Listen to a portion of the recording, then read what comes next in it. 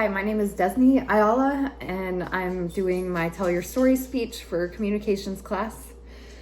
I want to apologize in advance. I've been sick for a week and just got my voice back today, so sorry for anyone who has to hear this. I'm going to be talking about moving from Alaska to Fort Campbell. We were stationed in Alaska for 3 years. I really hated it. I didn't have fun at all, although it was beautiful. But I had no idea how challenging it would be to move from even just Alaska to the lower 48. It was honestly a breeze moving up there. I had no trouble. But since I lived up there, I had acquired another dog. So I now have two, and we had to fly. We didn't have the choice to drive at the time. And it was honestly one of the most stressing times in my life. You can't fly dogs on specific aircrafts, and whenever you move, the military typically pays for your flight, but they kept paying for the flights that had Airbuses, which dogs can't fly on underneath the aircraft. So once we finally got the right airline to finally have the dogs on there, there were just weeks of us calling and confirming and calling and confirming to make sure they were still on the flight, which several times we called and they said they had no record. And the flights fill up really fast with pets, especially around the holidays. So it was very stressful, but we got to the airport at 6 a.m. It was freezing outside. The dogs were not having a good time. And thankfully with Alaska Airlines, they're really good about pet travel, and it mostly went super smoothly, except for my dogs were very angry at me.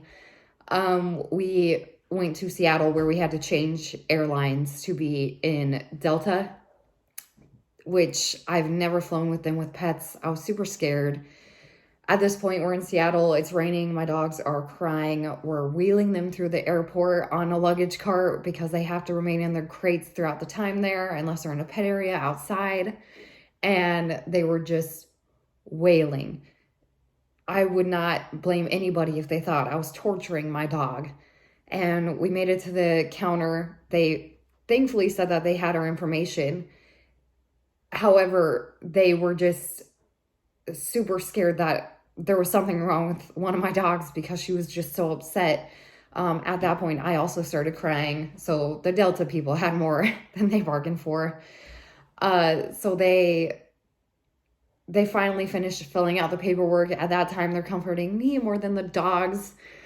But they finally took them through security, and we finally made it on the plane, me and my husband. And thankfully, the flight was nonstop. However, it was 6 hours from Seattle to here. Once we got the dogs through security on arriving here, they were just clawing at their crates to get out. So we finally managed to get picked up at the airport, let them out, and let them just be free in the car before stopping somewhere else outside of Nashville to let them go to the bathroom. And yeah, that's the story of moving here. It was mostly about my dogs, but all of my stories are, if you haven't been able to figure that out by this point. So thank you for listening, and see you later for my persuasive speech.